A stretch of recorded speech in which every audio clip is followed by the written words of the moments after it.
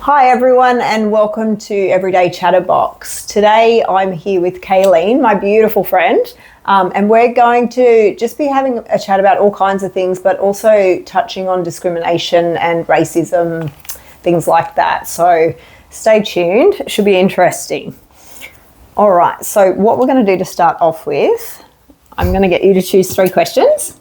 So I do this with everyone. They are random questions, so feel free to give them a little shuffle, whatever you feel like. Pull 3. I'll pull 3. 3 and then hand them to me and I'm going to ask you the questions. So just make you feel comfortable with me, really. So you're like, what is she? Here we go. What's she going to ask me? And there, yeah. All right. Nothing to do with what we're talking about today, really. Just general questions. So what is the number 1 beauty product that you can't live without? Beauty product. Nivea cream. Nivea cream. I think that's an Aboriginal thing as well. Like skincare cream or face cream? Just or both? Body. Nivea is a big thing. Is that the dark blue one? Yeah. Yeah, I've got that at home. Nivea That's what I use on my body. It's and it smells good. My kids actually didn't know there was other creams. They thought Nivea was like the only... How is it an Aboriginal thing? Explain that to me, because I don't know. If you go anywhere, most Aboriginal people just only love use Nivea. Yeah, okay. I didn't know that. All right, question 2. What is something you love to do, like a hobby or something that not many people know about, but you love it? That I love? Yeah, so I probably don't even know it about you. Like, what's something that you love doing in your spare time? Dancing. And I do weave a lot. What do you weave? Baskets, and I make jewellery and all kinds of stuff. Yeah, I forgot about that. I make earrings and jewellery. And do you sell them online and stuff, or you just make it for your own personal? Just make it for my family and stuff. Or it's weave different stories into it, or just, different gifts and stuff like that. And you explain the stories when you gift them, or people know the stories already? Yeah, depending on that relationship or that certain time in their life, it might symbolise something, or it might just be like crafty that you're just doing it. Yeah. But I might make a mat or something, or, because weaving isn't just the actual doing it, it's the energy that you do when you do it and the purpose, because that's meant to like protect you. Yeah. So you're it's sort of like... So you're gifting your energy to someone else, thinking about, feeling about it. It's beautiful. Yeah. What do you feel like your superpower is? Right. What do you feel like your superpower is? The one thing that you do naturally extremely well. It's my superpower. Wow. I think I'm a very considerate person. Yeah. I think I can vouch for be that. very loving and considerate, and that's why I can sort of manage situations of life or show up for people in the way that I do, because I can consider their needs or everyone's needs over my emotions. Yeah. And that's really powerful as a woman, because a lot of the time we come with our emotions and we say we want this outcome. We know we want this outcome. Say it's like, my partner to be home, but we come with our emotions and we open our mouth, but we don't regulate it, and then we get upset that he didn't come home. But we knew. Is that just a control thing, though? Like learning to control yourself? I think the most powerful superpower you can have is to control your emotions. Because in this world, that's the one thing that gets people in trouble, or you do the wrong thing, or you feel resent or anger. And particularly as women, I think over time, because our grandmothers or whatever background you come from, they didn't have the opportunity to express themselves healthily, in a healthy way, and they weren't validated, or the voices wasn't heard. So they just didn't talk, or they weren't validated when they did. talk, or they just did what they had to do, whether they were cleaning or taking care of the kids or whatever, generationally, probably over the last 3 or 4 generations. Yeah, yeah. So if you ever talk to like an older woman or your grandmother, they never would generally talk about their dreams or their goals. Like, it's taboo. Well, they just kept it to themselves. Well, I've never heard a grandmother or any elder talk about. Do you ask them now? Would they talk about it if you asked them now, though? I think in any family, I think it might be upsetting. whether they were empowered if they were empowered to have that, whether they actually understand that they were experiencing DV maybe. Yeah. Or maybe, and the world that they were living in. It was very much different, and women didn't have rights, and Aboriginal women in particular didn't have choices in a lot of spaces. And they do now? So like, for example, we know the World War and, the lack of, employment then forced women to get rights, to go to work, and this movement. So non-Indigenous women were getting rights. Aboriginal women didn't have any rights till 1969, 1969, so they had the referendum to be counted. Then you fast forward, even after that, Aboriginal people couldn't buy a house, they couldn't get a loan. Why couldn't you buy a house? Because you didn't have the rights. So we didn't have rights. So where did you live? Oh, sorry, we'll stop for the question. We'll just quickly cut it before we get into this, because I'm going to have questions. We'll go back. That's okay. So question 3, your superpower is compassion, empathy, kindness. I think consideration, because I can consider all perspectives, all needs, and how my behaviour contributes to that situation. Yeah. That's why I can de-escalate and get outcomes. Yeah. And I see that I can see particularly a male's version of understanding, particularly growing up with brothers, have a very in-depth understanding, more than the average woman potentially. Yeah. So you grew up, you had a couple of brothers, right? Yeah. So I have women, but I'm very mindful of their experience, their interpretation, their perspective, and I reflect on that in my own behaviour a lot more. Yeah. Okay, so now we're going to skip back. Sorry, Go back. So now we're going to skip back. So why couldn't you buy a house? Like, when are you talking about? Like, what? So obviously you can buy a house now. Until like the 1980s, mid-80s. Mid-80s? Yeah. Is that recent? So say hypothetically you're an Aboriginal person, a woman, and you're in a relationship. You don't have any rights. So if you were in a not great relationship or a great environment, where are you going to go? You can't go to the police station, you can't escape, you can't go anywhere. So, do you know what I mean? Fast forward to generations, it was harder for them to, in the idea of goals and aspirations, to have choice. I'm not saying that Aboriginal women were not in great environments, but I'm saying their lack of choice to have aspirations. But I'm still like, serious. I get what you're saying there. Sorry, my train of thought's back still. Where would you go? Like if you had nowhere to live, if you couldn't buy a house? A lot of people would just live in the bush, or they lived in what we call reserves and missions, what they're called now. So there was like social housing, so that when they moved Aboriginal people, when the Aboriginal Protection Board was established, so the rabbit-proof fence. Yes, right, and they built communities. So they went around and they grabbed kids and they put them in what they called boys and girls homes. Yeah. But they also went and picked people from random places and put them in on a mission, and they weren't allowed to leave. Yeah, the missions, that's what I was thinking. And then there was people out in the bush. So that right there is discrimination. Boom. Yeah, and then there was people that fortunately or unfortunately had fairer skin, so they chose to say that they're Italian or the other ethnic backgrounds. Yeah. So that they... But they were Aboriginal. Yeah. Yes. So that they didn't have to be discriminated, because you couldn't go to school. I'm first generation to go to primary school. Yeah, see, I still think that's crazy. So my mum wasn't allowed to go to a shop, to a pool. Yeah, well, the pool thing, even Bateman's Bay Pool. So I have another friend who told me not that long ago that her mum, I'm pretty sure it's like my age, maybe a year or two older than me, her mum never swam in Bateman's Bay Pool. Yeah. Because she didn't feel like she was allowed, because I think up until her kind of teen years or whatever, she had coloured skin. So... Yeah, you're not allowed in the pool, or you had to wait until everyone else had finished in the pool, and then you were allowed to have a little dip. So then she raised her kids in a way where obviously by then it's fine for everyone to swim in the pool, but she still felt she had that inbuilt, thing that I can't swim in the pool. So she never once swam in Bateman's Bay Pool. Never. She'd take her kids would swim and have fun, and she never got in. Yeah, so it's that's sad. That's the intergenerational trauma. The trauma. Because up into the that's her kids telling me, so it's obviously affected them. Like, why couldn't my mum, like, I don't know, maybe when they're kids they couldn't understand, Mum, why aren't you getting in with us? Like, just get in. And the mum's just like, no, I can't. Well, there weren't historically at that time before the referendum, and obviously legislation, it doesn't happen straight away, so it takes time. It takes a lot of time. And there was this thing called the Freedom Riders. Yeah. And then you can Google it, and they got on a bus and they protested it. Yeah. So who are the Freedom Riders? So there were a group of protesters, there were students, Aboriginal people. They got on a bus and they went around regional New South Wales, and they went to the pools and they protested.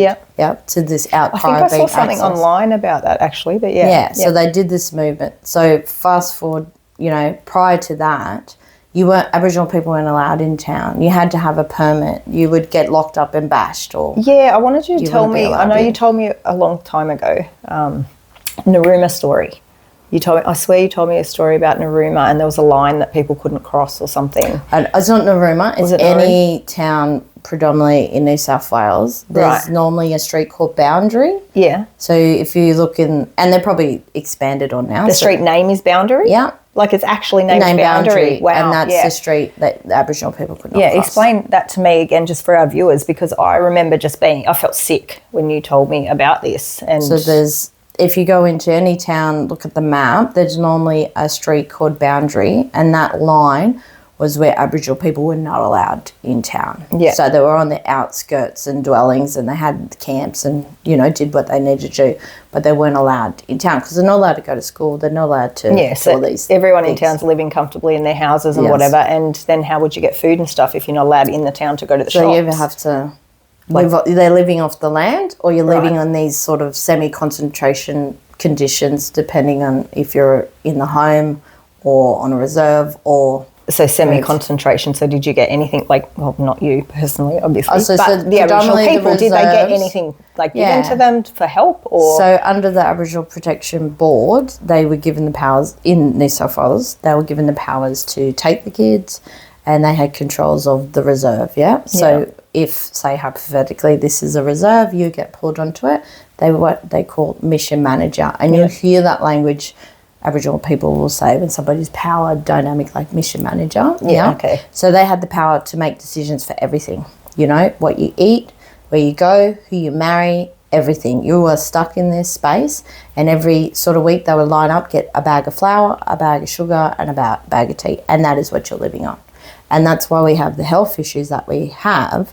Because you're living on rations. And you're restricted in your diet and what you can do. So then that would cause kind of diseases and things which are then passed down. And unfortunately, they were predominantly run by different churches and different, institutions.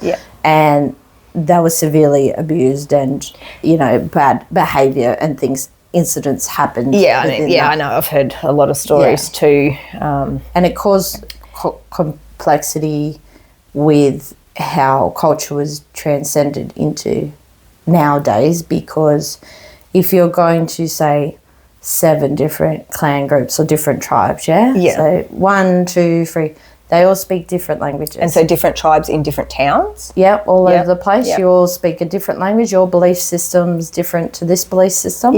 We all put you in a group. You're going to marry number 5, even though you're not allowed to.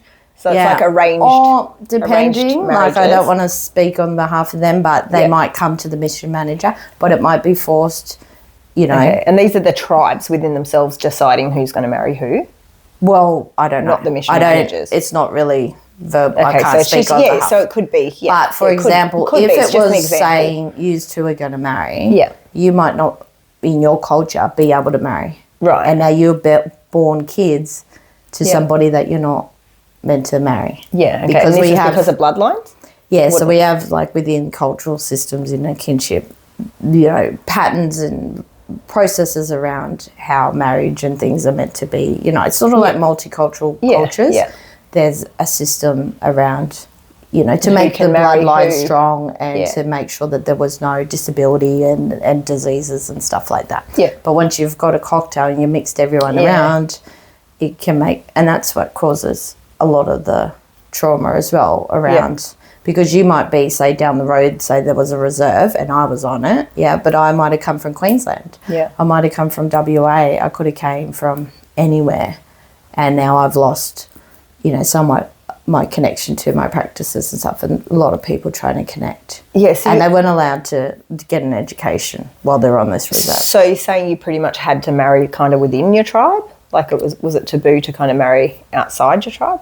Like if someone, it's very complicated to try and explain it. Go there. So there's a moiety system. So the colloquial most easiest is like yin and yang. Yeah. Yeah. So you imagine 520 clans and language groups across the continent. Yeah. Some are black and some are white. Yeah. And that's how the system works. So they're brothers and sisters and you would connect. Yeah. And so we always had that transient pathways, what people talk about, their stories and connections. There was that connection. So depending on your birth line and how you come into your culture, that would determine all of that for you. And you hear people talk about totems and all of that. That all comes from the pattern of your birth line and who you are in that structure. Do you feel like in this day and age now that a lot of the younger generation know all about their culture? Like, do they know their totems? Do they know, are they being taught? I don't think that they've had the opportunity. I think the problem obviously is the amount of desecration, particularly in New South Wales, because it was, one of the first, areas to be, colonised, I would say, more predominantly quicker. Whereas comparison to, we talk about 1788 and Captain Cook and everybody sort of knows that story. So 1788, Some of the biggest expansions didn't start in the Northern Territory till 1960. Yeah, okay. So there's each state's behind slightly in the impact, and that's why you predominantly. I like that word you used, the impact. Well, the non-Indigenous, the non-Indigenous people would always say, why are the people in those communities more cultural? Because the impact, we're somewhat 200 years ahead. Yeah, so they still have time. And that's where, and people have had to hide their culture or keep it in secret because why would they be forthcoming? And even though we socially, to be correct, would, talk about totems and this, that and the other, you wouldn't really tell people that about you unless there's a reason to tell you. But now it's sort of a social thing where what's your totem and all this. Okay, whereas before it's just like kind of a secret thing.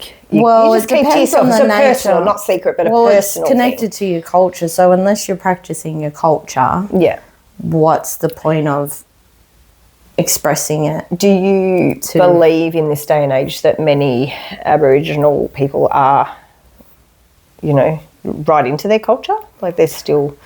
Yeah, I think in different communities it's very, very strong in different communities. I think urban areas, I think it's harder. I think it's harder because there's so much infrastructure, there's so many things that have happened that have impacted access or ability to stay maintained. And I think also because of the general society and how the world operates, communities and families aren't the same way that they were probably 80 years ago, where the grandparents really steered the ship in general family dynamics. Yeah. We don't really have that connection in the social construct in families anymore. So I feel like that's every race though, isn't it? Yeah. Really. Like so back in the day, the elders, basically, grandparents, whatever, they were like the head of the family. They were the matriarchs and it kind of worked down. So it's not uncommon to hear, this family doesn't speak to this family or this person. It's very common now. Right. So when you're talking about culture and connection and stuff, it makes it very hard if the families aren't connected and there's no, pathway. Who's going to keep it going? Yeah. And so depending on, that family and how they're connected, obviously there's ways to access and learn. But I think it's the hardest part, I guess, is the time, because how do you survive in a day-to-day where you have to go to work and you have to make money or you have limited money, depending on your situation. You have to live the 9 to 5. Get by. Yeah. Where do you get time to be out in the bush and travel to hundreds and thousands of Ks and be off the grid and do that and then come back and be at work and, it doesn't necessarily balance. So it's very overbearing to try and work through both of those worlds because, in one world you're trying to do this and connect with that and then you're back at work and Now, you're someone that I know and have a lot of respect for that, because I think, you know, most of my education, you know, with a lot of things, especially culture, tradition and stuff like that, has come from you. So I'll pick your brain, right, when I talk to you about certain things. You've had probably not as much of ability as you would have liked, but you have been able during your life to learn tradition and everything that, you know, I like to say most things about your culture, right? Yeah. You've been able to do that. So you're now teaching your kids? Yes. So then they can pass it on to their kids and... Yes. Yeah. So, but it's not like, I would say in the sense of Western culture of education, like everybody's in year 1 and you all graduate to year 2, and then it's not like that. So it's based on your bloodline. It's based on you, because each kid's going to be different. Yeah, even the bloodlines, like that's still amazes me when because you've got to think that. about the knowledge being passed down. You'll give different knowledge depending on. So what you're learning for you then is not going to be exactly right for your daughters, and then exactly right for their children. Is that what you're saying? Because the bloodlines change along the way? No, it's from me to them's fine. But for example, have kids with other people. If you've got 3 or 4 kids or whatever, it doesn't mean that they're all going to get the same knowledge. Okay. Like you would expect in schooling system. Where it's all just blanket. It's based, Aboriginal culture is about knowledge system, and it's based on humility and your spirituality and who you are. So generally their personalities and their beliefs and things will alter what they actually learn. Yeah, well, and you know, when we really go into culture, you know, in different communities and different cultures within the Aboriginal system, those cultural leaders are really the cultural leaders of, you know, full-blown culture. Yeah. They're born for it, and they're identified like long before, you know, but the general cultural teaching is not always the same as a Western system because it takes time. It's up to their intentions and how they're, you know, because you're not going to give all the cultural information to somebody that's greedy or not going to do the right thing, because they might not do something. So it's like a privilege to actually. And then do you feel like that perhaps sometimes it's being taught wrong then? Like in not in Western society and stuff like that, when you're saying, say kids go to school now, right? So and in some classes there is Aboriginal education or whatever, culture. I don't know what they actually call the classes, but I've definitely seen it at some high schools and things like that. And even universities, you know, you can go and do these pathways now. Do you feel like they're being taught everything they need to know, or is it just touching on... I think it's very bits and pieces. I'm finding it really hard to articulate what I'm trying to say, but I think you're getting the meaning. Like if it's not coming from the elders and, you know, these people that are really high up that take on that role of teaching and training, and if it's coming from other people who have been taught second and third hand, and then they're the ones we're relying on then to teach our children about Aboriginal culture, do you feel like they're getting... I don't think there's anything what they wrong need to with, be, or it's just touching on like bits and pieces? The education system is meant to teach Aboriginal perspectives. Right. It's not meant to teach Aboriginal culture. Okay. It's looking at Aboriginal ways of being. Teaching Aboriginal culture. Within the education sector, it's called this pedagogy, and it's called 8 Ways. Pedagogy? Yeah, it's like the science of teaching. Okay. And there's a program called 8 Ways, and you can Google it. It's Aboriginal 8 Ways. So it's just shows how Aboriginal people learn different to other cultures, and how you should apply that in how you teach and how you perceive a situation. Yeah. What generally happens over time is, you know, they might get community and they might get elders in, and they each to their own, they're going to do a different interpretation. The problem is, I guess, over time is culture is owned by the people and it's owned by the families. Yeah. And once you start to take that away, then what happens if it's sitting in an institution over here, the people growing up aren't learning it because we haven't empowered the family. It's not theirs and that's anymore. What we see now. It's just everybody's. Because, and it cannot have authenticity because, and like anything over time, things change and it just evolves into something that it it isn't, because you can't really separate language from land to practice to... Yeah, it's all got to come in a package. One together. Yeah. And when you're picking different parts, you lose the sincerity and the importance of the practice. Yeah. So it's not just doing it, or it's just like me talking about the weaving. Yeah. So it's not just the doing of the weaving. It's the spiritual practice it's all conjoined. that I believe that if I'm doing it with pure, not good intentions at the time I'm doing it, I can make you sick.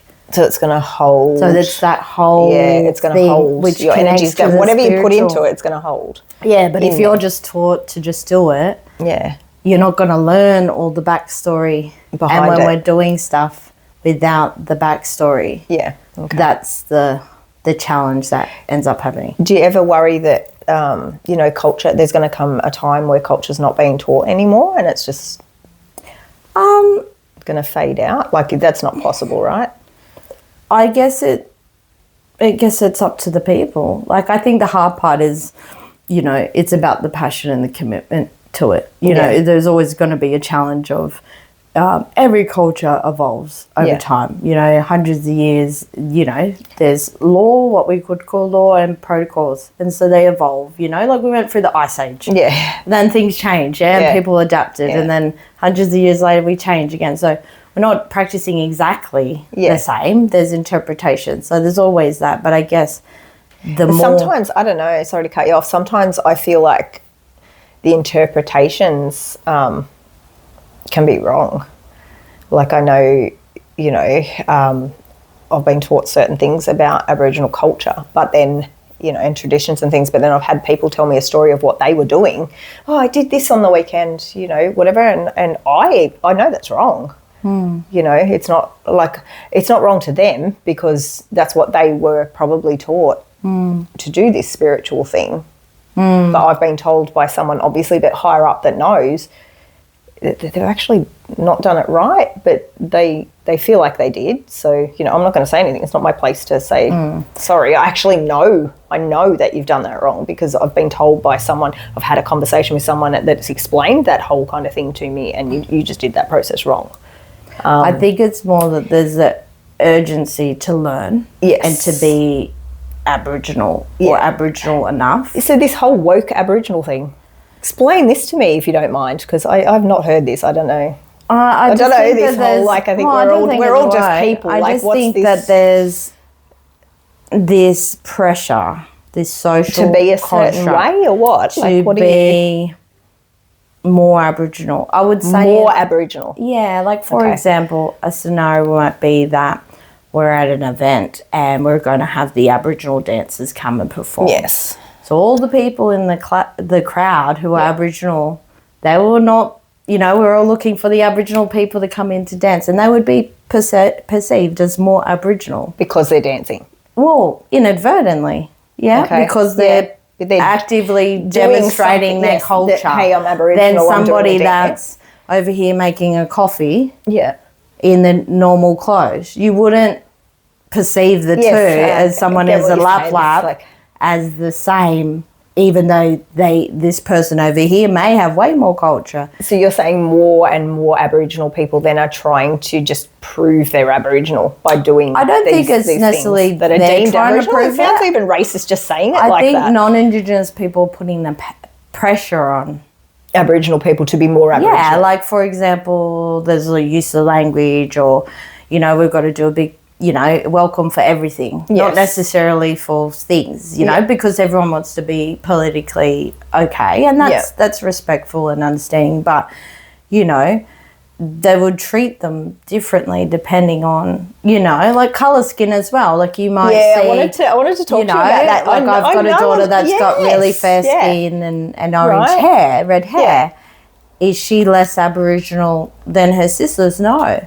But in society, she will be treated completely. And even though she probably is more actively practicing her culture at a younger age to a higher level than her siblings. But she doesn't look Aboriginal. No. Well, to the general community, she wouldn't. To Aboriginal people, they'll know that she looks Aboriginal. See, that's what I wanted to ask you about that too. So the whole, different skin tones, skin colour, how does that work? It's just like any other, play in genetics? It's just everyone's different. Why is it that one of your daughters has red hair? And so it will be a genetic throwback genetic. So historically I have but you do see Irish. it a lot. I have Irish heritage. But if you rewind to generations before, it's why we get on so well. We're probably related way back. Like potatoes, and chips.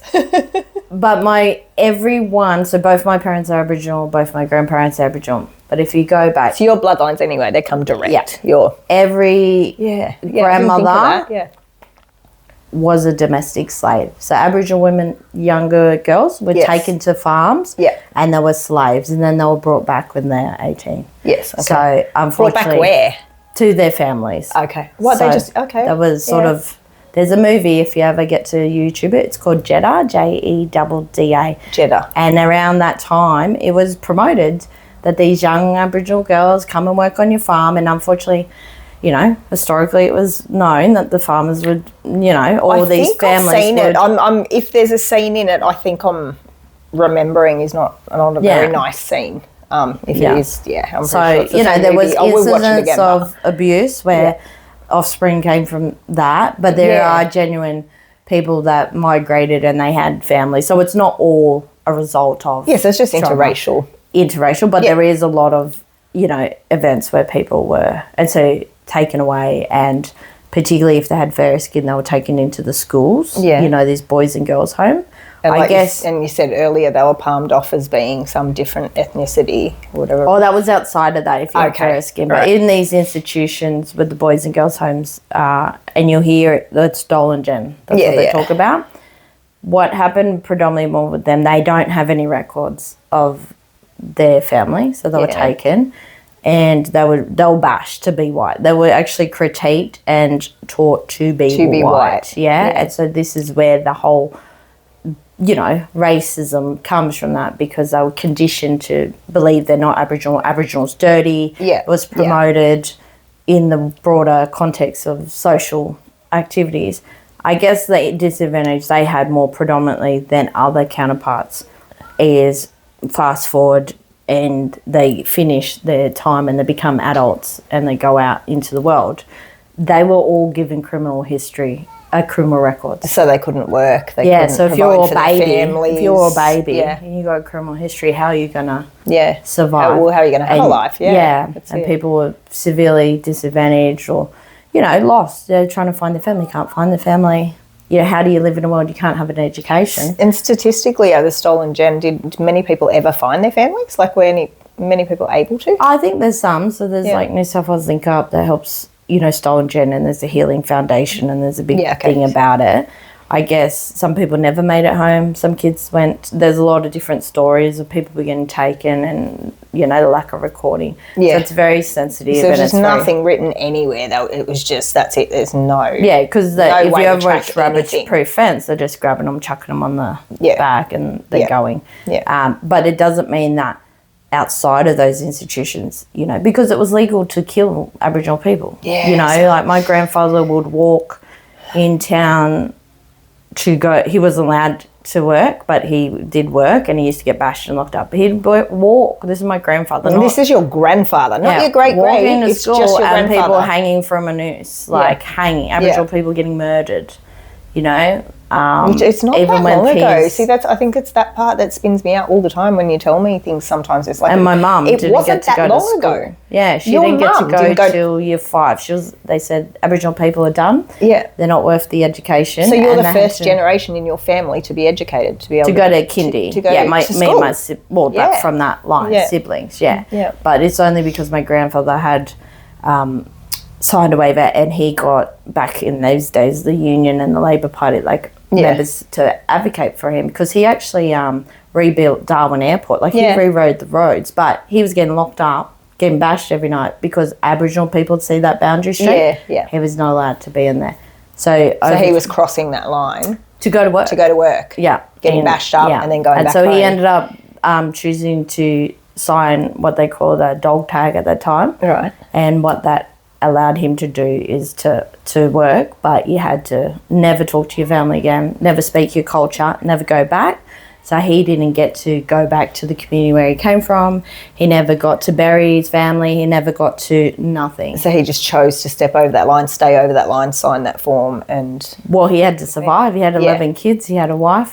So was he still providing for the 11 kids and the wife? Like, they all but went he just on. Couldn't interact anymore. Like, he had to leave the area. Yeah. And his really siblings sad. all died from asbestos from working in that area, and he was the last living sibling. But that choice then allowed my mother to have an education. Yeah, so he thought he did the right thing at the time by his family. Yeah. But when he got older, he regretted it. Yeah, of course. And he regretted doing that, and he wished that he never left his culture or his family. And his family behind. You know, you can imagine all your family and siblings, your parents dying and not able to be there. But imagine them on the other side too. Like, they know he's doing what he thinks is the right thing to support and provide for them and whatever. But they miss out on him too. It's not just him missing out on them. They, the kids missed out on their dad, and she missed out on her husband.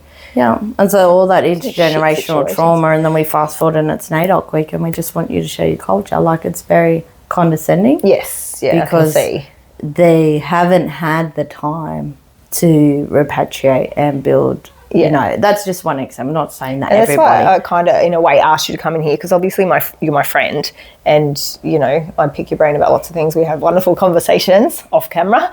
And, I appreciate all of it, but I think people aren't educated. Like, in so many things when it comes to, the Aboriginal race. There's a judgment. I want to touch on it. There's judgment straight away. What's judgment mean to you? When I ask you, as a beautiful Aboriginal woman, when I say the word judgment, like, how does it affect your life? Do you feel judged? Depending on the context, sometimes I'm probably not.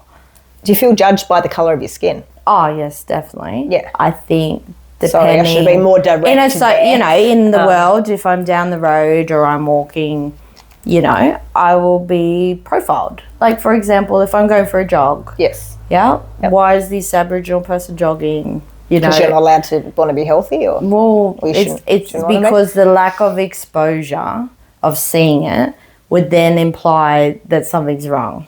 Yeah, does it make sense? So you're running. Are you running from something or to something? And then in the shops, if I'm wearing a jumper, are you going to steal someone's car over there? Yeah. Like that kind of thing. Yeah. Or like I'm in the shop and I bought perfume for me and my daughter, and my daughter's got fair skin, so she doesn't get the colorism, racism that I get. Yeah. So getting stuff, not giving me the perfume to hold. I'm not allowed to touch it. It has to go to the counter. Because you're going to steal it, right? Possibly. And they're following me around, and then I pay for everything, walk out of the stop and even forget the perfume because I'm that flustered and frustrated. Like, even my daughter understanding that, I get paranoid. Like, you have to have the receipt, because they will not believe me that I've paid for it. That is a real anxiety. Even though there's no malice to it, it's because their perception and their profiling of what they know or what they want to know. So do you believe that profiling is like inbuilt in people, or do you believe it starts in the home? Like, where do you think, like, your personal opinion, I'm not asking, this is just you and I chatting, because I always thought, growing up, like, racism must begin in the home, right? Because you see all these things that kids are born. They're not racist. We're not racist when we're born. Like, it doesn't exist. And then as you get older and get older, do you hear your parents talking about things, or your family talking about things, or, when do you become racist? Like, so then I stopped thinking that, because I got to a point that I realised people choose to be racist. Even if someone taught, like my parents obviously didn't, but had they have raised me in a way, be racist, don't talk to Aboriginal people and whatever, I can turn around and go, get stuffed. Like, I'm going to talk to whoever I want. Why? Do you know what I mean? So I think, personally, people have a choice, whether they're racist or not. In this day and age, I think it's pretty friggin' shitty to know what's racist. And it's really sad, and I'm sorry that you have to deal with shit like that still in this day and age, because that's what I'm like. You shouldn't be happening. You should be able to go buy your perfume and carry it around the store like everyone else, and not feel like, and I don't care what they're doing. If they want to be racist assholes, whatever, you be that, because your karma's going to get you. But for you to have to feel like that, that's what shits me. Why should you, my friend, have to go into that store and feel like you can't carry your perfume because people are watching you thinking you might steal it? And why should you have to tell your daughters, make sure you keep the receipts wherever we go, so that... Is that just a natural thing you do? Like, are you going to stop doing that and do a big FU to everyone? Like, no, so it's just an anxiety because I've been in situations where fully interrogated or fully, you know, in a car, for example, watch my brothers have been in a car, sitting in the back seat of a car, doing nothing, then flipped out on the ground, searched. By police? Yeah.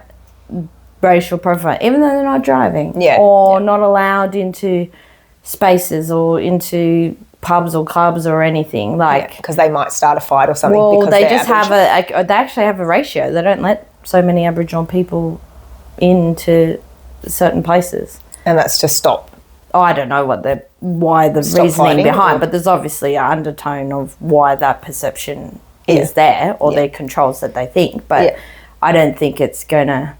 Because you just don't know who you're interacting with. And I think the people that generally, you know, have certain perspectives because they don't have exposure and they're, you know, isolated in their town or their community and don't meet other cultures or Aboriginal people, or they had poor experiences and their parents have taught them so. So then they feel like they have to choose, you know, particularly when you've got two cultures that have different belief systems of this is my land and this is my land, like, but you know it's the Aboriginal people's land. Like, that's where everyone knows that.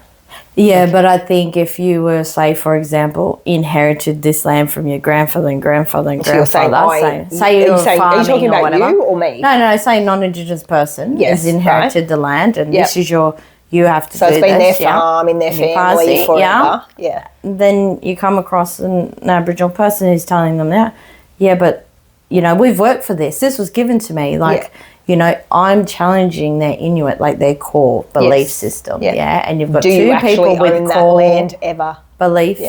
Core belief system. And it's because the cultures are clashing. I don't think it's necessary the person intentionally. Yeah, because I don't think it can. But that's all they've known. That's who I am. You're challenging my identity now. And I can't go home to my wife or my kids because my son's got to have this, then we're not going to have anything. And who am I? Yeah. You know, you challenge and so did, much. The problem there is that they did personally probably work that land and do everything generationally. And it wasn't me. That wasn't me. Yeah. That was my great.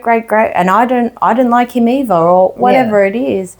So it's that personality clash. They might be a genuinely great person. Yeah. But do you think that's always going to be there? And I think in the racism like narrative, a lot of the perceive or feedback I've heard generally in my lifetime is the frustration that non-Indigenous people feel because it wasn't them that did it.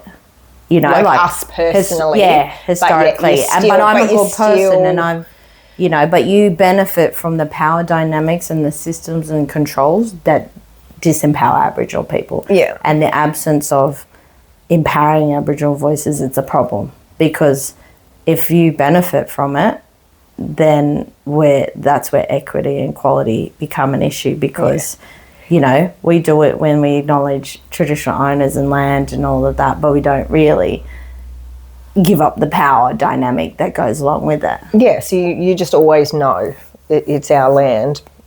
Is that what you're saying? You just know because it is. We know. But if you do really genuinely believe that, if you genuinely at your heart commit to that, are you willing to move out of your house that you bought and give it back to the owners of the land? Stop living. Are you going to lose all the Western financial gains that you got from an education system that was taken over and go back to living on the land?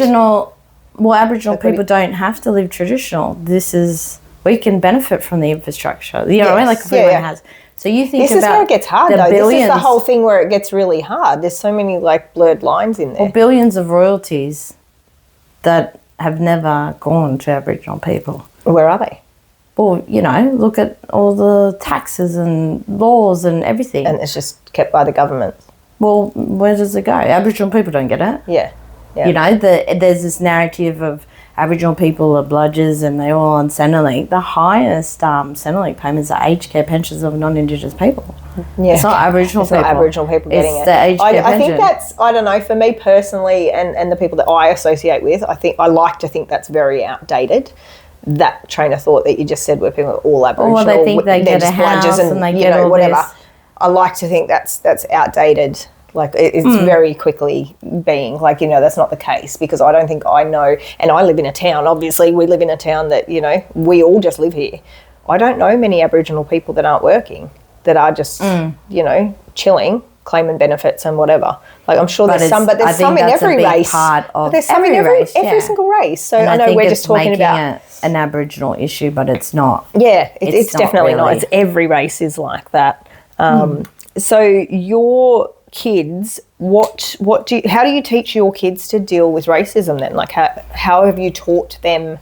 So if you are taking them to places, and I think you told me once about a market you went to, can you talk me through that one? Because that one really fried me, and I wanted to actually go and approach the person in question, but you didn't, and that was the control you talk about, right? The self-control and understanding. And here I am going, I'm going to go, because the outcomes. Understanding her, I guess. Yes. I don't know. I still felt like going and, I don't know. So it was be careful what I say on it. I think it was a waffle. Was it like a waffle van? The waffle van story. And so my two younger kids, they're only 2 years apart, so they're excited. They've walked up. There's a display, and there's all the different waffles with the ice cream, and they've cruised on down, and I'm wandering down, just grabbing my wallet, haven't had a chance.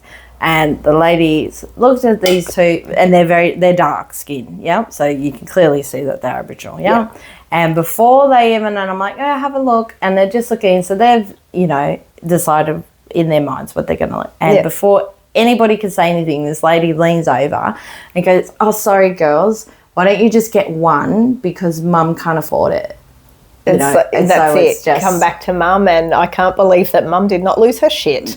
Yeah, but I didn't want them to interpret that situation that it was racist.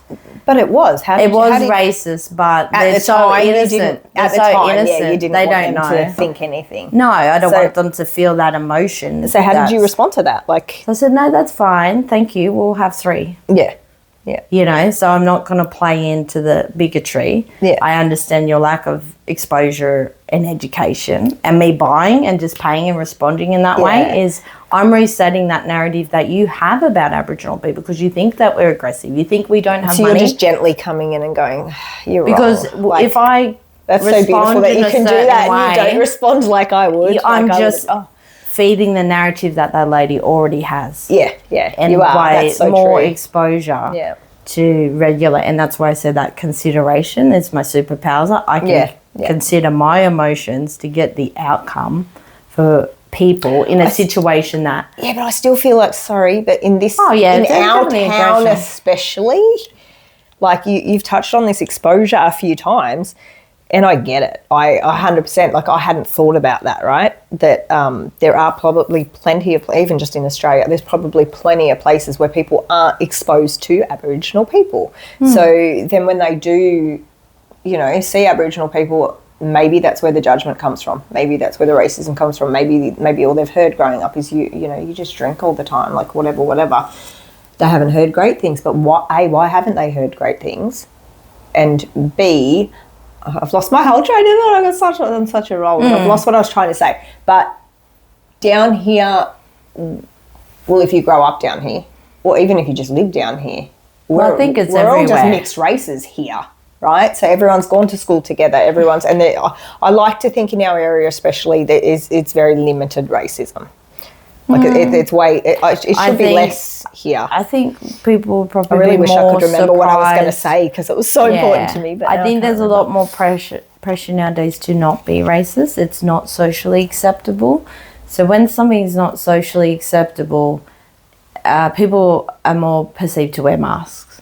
So you're saying people are still racist, but they're presenting like they're not because it's not acceptable to be racist? Well... because there's sort of this concept of allyship, and you see it in different diversity groups, or when you're advocating for a different group, whether it's carers or different minority groups or race or LGBTQI or whatever it is, So it's not just saying I support them. Yeah. You actually have to be outspoken on the matter, sort of like how you are. That's a real ally, is that you're actually calling it out. Yeah, okay. Because there's no one out there calling it out, they're on offense. Does that make sense? It does. Because if you are very much believe these values or whatever your belief system is, you can't sit there. You have to say something. Oh, yeah, it frightens me. You see someone disadvantaged, you're going to say something. So if that is true and we're saying that people aren't racist, well, they're not calling it out. They're not calling out racist behaviour when they see it. It's very rare to see some racist situation happen and someone not from that race make a ruckus of it. Yeah, something racist could happen in a pub, or someone not get something, or taxi doesn't stop, or whatever it is. You don't see a non-Indigenous person going, this is so wrong, how dare you? If I was there, honey, I would be. I know, but you don't see that. The reason, but the fact that it's not common means that there's not people, again, anti-racism. You have to be anti-racist. I feel like, though, in this day and age, people are scared to step up, not just for this subject, but people are scared now to step up to help anyone verbally with anything. Like, have you not noticed that? People are scared. Like, if they, and you can watch the little reels and stuff, if people are doing something wrong to someone, or how many people, like, there's always going to be people like us that are going to jump in without even thinking, which is probably detrimental to us in some ways, but we just go, like, charge. We're going to come save you because that's inbuilt in us. But there's definitely a lot of people that don't. They sit there quiet. They don't say. I watched one the other day where someone, like, the two women were sitting on a chair in a mall, and someone came along and stole a handbag, walked past, and the other woman saw it, said nothing. Nothing. Didn't scream out to the guy, didn't go get help from any, didn't even tell the lady that had just had her bag stolen, that had been stolen. So I'm thinking people aren't as forthcoming. Yes. A lot of people now. Yes. And I don't know whether that's because of all the stabbings and stuff in the mall, and you're too scared to, like, maybe you're going to get shot if you step up and say something. I think you don't know how people are going to react. Family household of the grandparents, and historically, no matter what culture, society, just in recent times, 150 years, that closeness of feeling connected as families has diminished. So people are just doing themselves. They're in their lane. So if they get in an altercation, or they're not feeling confident that they have backup, or someone's they have support. Okay. And so that's the fear factor that then is, showing people have stronger relationships with work colleagues than their family members nowadays. That's not uncommon. They're going to their families, friends from work or social things, but barely see family members at all, or they have what they call family friends going on holidays together that aren't their actual families but they do more regular things, and probably with not so much in Aboriginal communities, because we're very connected, but it's not connected as it used to be, and it's not the sharing and connectedness that people are just we've always known, because society's forced you. Like, how can you be there when you have to work 2 shifts or 2 jobs and raise your kids and have vegan-free, healthy-free judgment of what's in the lunchbox, and how dare your kids have the not white socks to come to school today? Like, there's so many rules for a rule. Like, you can't even drive on most roads now. There's like a toll and a thing, and you got to have this, and you got to have a smartphone to get your code to log into anything. There's so many rules that are at essence just made up as I think the world we live in to what we had before. Look, even insane. Our childhoods, right? That's a whole different subject to have. But our childhoods, I feel like we were a bit luckier, definitely, than kids today.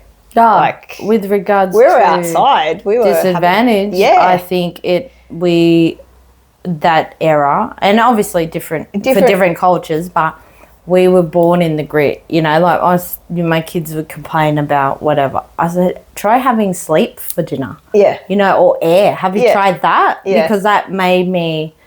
I'm not saying that I'm encouraging that, but it allowed me to appreciate and understand sacrifice. Yes. And when I don't need something, and the difference between need and wants, and not validating my identity with objects.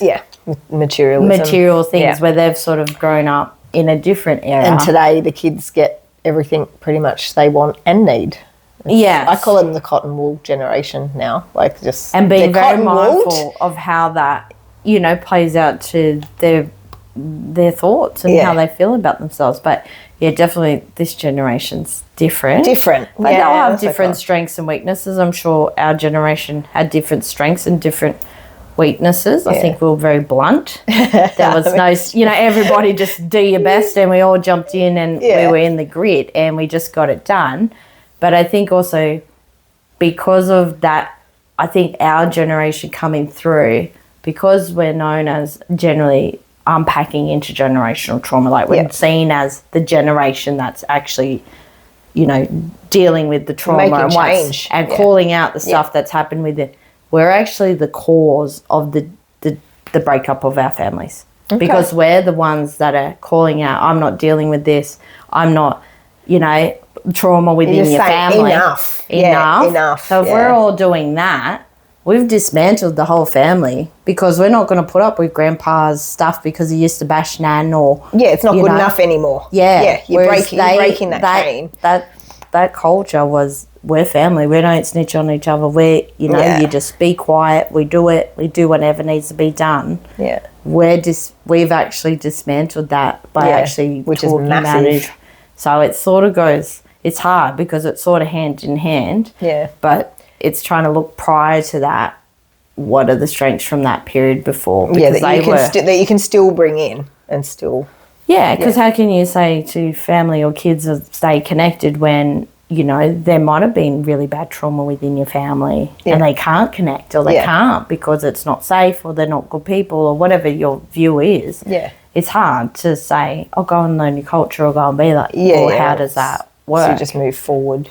Well, it creates a lot of, whereas we're the ones that are advocately calling that out in our generation, which probably never got called out ever before. Do you then in get looked on badly for doing that by everyone, or is it just an acceptable thing now that where we're at? Just where we're at now, right? I don't Your think generation it looks can do badly. I think there's different ways and different situations and different ways that you would manage different dynamics within your family. I guess it's just being very assertive around, what you want and what your family wants. But I think it's also a learning curve. So if there were older generations or people that were part of that, like sometimes they weren't even really aware that, when people say DV, they think it's just being bashed and being hit. Yeah, they wouldn't understand financial, emotional, coercive control.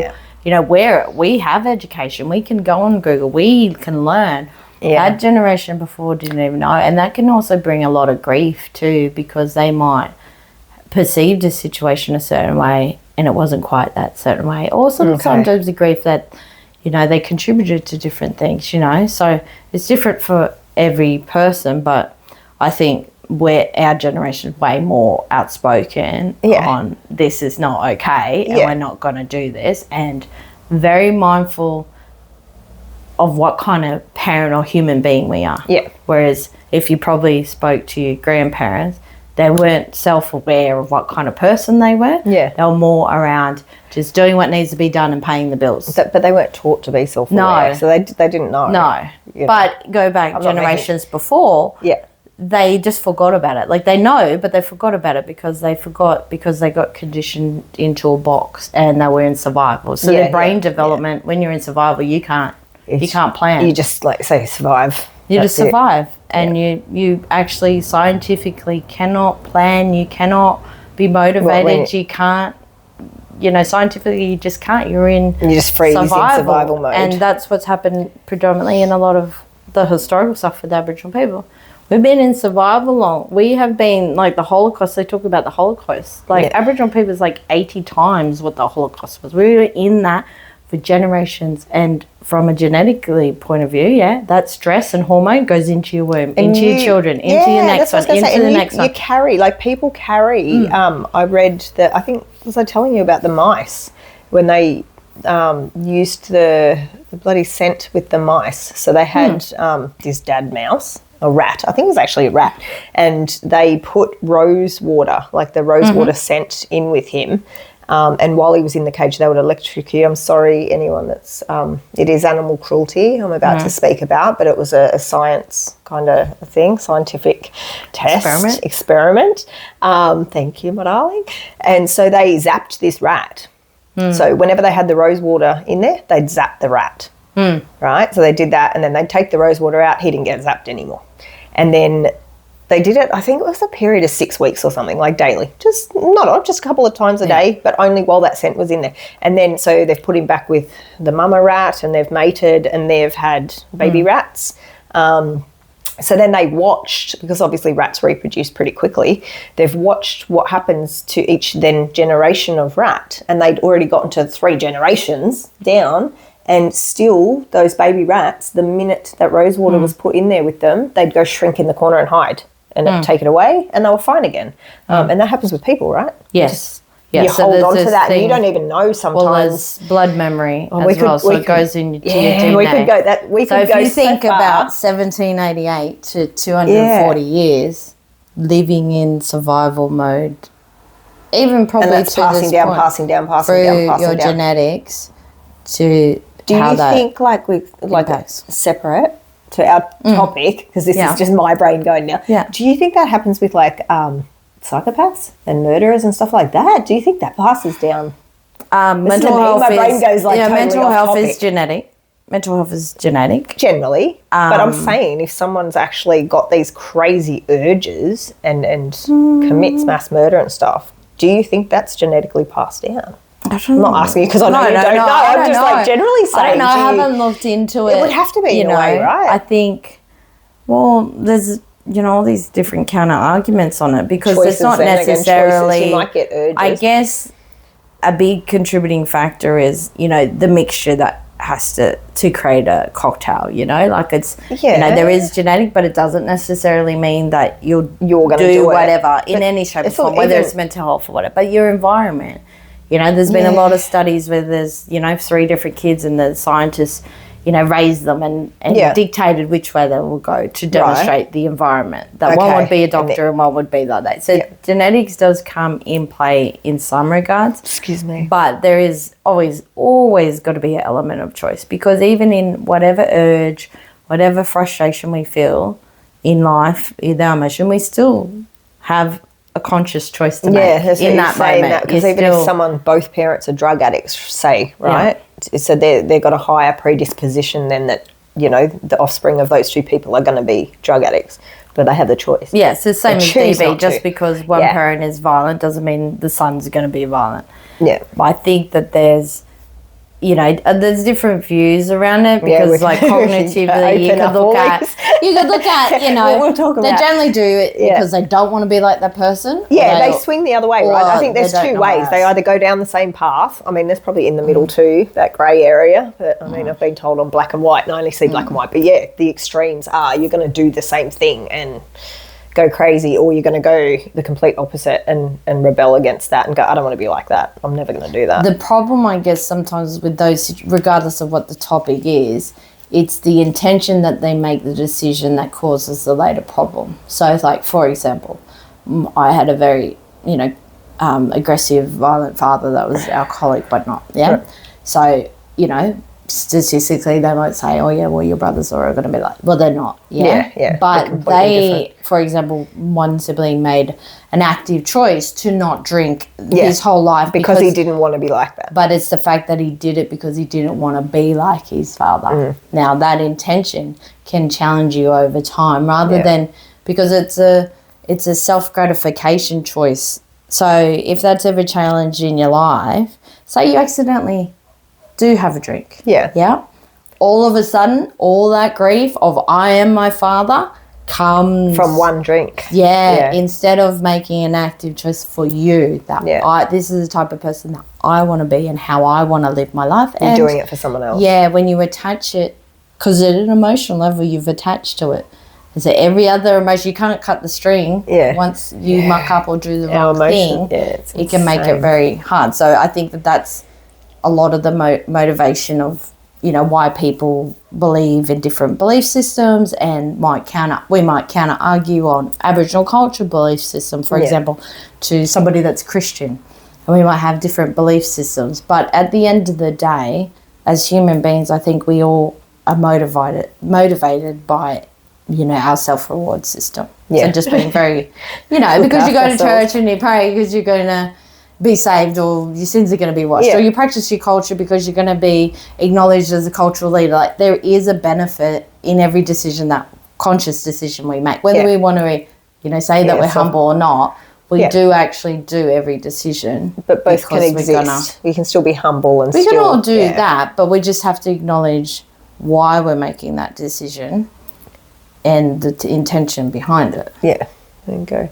So before we jump off and finish up, because we're just about out of time, can you tell me I'm really curious, how are you teaching your daughters to deal with racism? Because obviously, at least two of them are going to, at some point, come across it. They already experience it. Yeah. So how are you teaching them then, as young Aboriginal women, to deal with it? I don't think I see it as a... Like, you're teaching them to not react. Yeah, I think that, obviously it's a serious matter, and racism can result in really bad outcomes for people. I guess that I teach them more about, from a joking point of view. Like, I know that doesn't keep it light. Keep it light, like we can joke about it so that we can see the humility of the lack of education, the lack of ignorance, instead of taking it personally and literally. Yeah, okay. Because you're assuming that person is racist, that they meant it. They might have not really meant it, because they might not know or not have the education. Or they're trying to engage, but they didn't really know. They do it wrong or something. But I've got a whole lot of tools awkward of how I deal with issues with my children as well. So we unpack it. We look at different perspectives. We look at the issue in isolation, and we share our emotions about so you let them talk about how they're feeling, and but you're also being you, and the you that I know and love, being so considerate that I know at home too, behind closed doors, you wouldn't be being some bitch going, oh my God, what an asshole. You would be teaching your daughters, like, okay, I'm sorry that happened and it shouldn't happen. Like, in no means should it be happening anymore, but maybe they aren't educated. Maybe they think that we're horrible people because we're Aboriginal. Like, I know that. I think it's, obviously there's the power system that reinforces the Western world that is the problem for Aboriginal people, the power system. But there's just good people and there's bad people. I think we put too many labels on things, because I could be a really bad person, but is it because I'm Aboriginal, or is it because I'm just a bad person? Yeah. And I think that we attach that race and the diversity to it when it's not really part of the culture or the part of the way of being. Yeah, so you know me, right? And you know where I'm very much like, eventually we're just all going to be one race. Like, we are. That's my... Well, what race would we be? I don't know. How can you name it?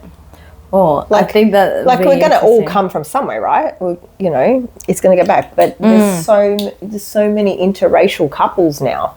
And so my bloodline, or my, backwards, like you say, we've got Irish, we've got this, we've got that, we've got something else. And obviously I haven't got any kids with my partner now, but he's Greek. So if we had children together, and then adding in all his and all of mine, and and then our kids might have gone on to the evolution of so eventually, and it does come down to that connection of if you're mating within your culture, or you're mixing. So the fact that we're even sitting here talking about this kind of stuff annoys me. Like, it fries me, because I don't think that we should still be saying, well, you're Aboriginal. Like, there shouldn't be any, bad kind of thing to cross there. Like, we shouldn't have to be talking about why you feel judged when you go into town. Do you know what I mean? Like,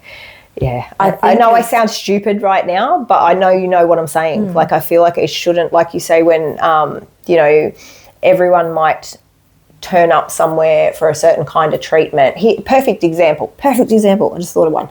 Years ago, and I'm going back like I don't know, 18 years or something, when I first had my at-home beauty salon, I had a young woman call me, and she said, oh, I really want to make an appointment with you. And I said, no worries. Took it. And back then I didn't have online systems. I just had, wrote it down in my little diary and whatever. And I got her number so that I could call her the next day and confirm that she was coming. And right at the end of that conversation, we had a great conversation. Right at the end of that, she said to me, one thing though, I just want to check that it's okay that I come. I'm Aboriginal. I was like, what the F are you actually saying to me? Like, why did you feel that way? And then obviously me and my mother, like, why did you need to tell me that? Like, what does that matter? And she went on to tell me that she tried to book somewhere else and had gone in there and was not treated very well. She was basically ignored. She went to the appointment, the treatment was done badly. And she felt she'd been rushed out of there. She'd still paid the money and whatever. She'd then had, a bad experience, and the lashes, she had lashes done. They had all fallen out within a couple of days.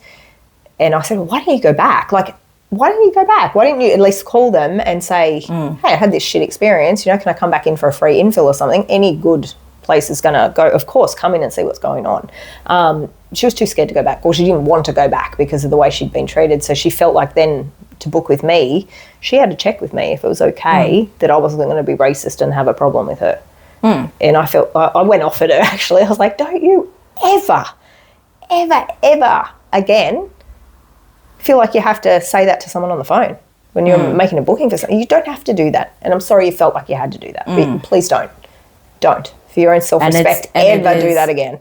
It is a thing. Most people don't feel comfortable. So you feel inclined to let them know before that you're Aboriginal, especially if you're dark screen. Yeah. Because they can get, she came and she was hilarious. It was great. She got great lashes. She loved them. Yeah, get intimidated. And it comes back to that exposure of, and the judgment. People are just going to act on what they know, So how do we break it?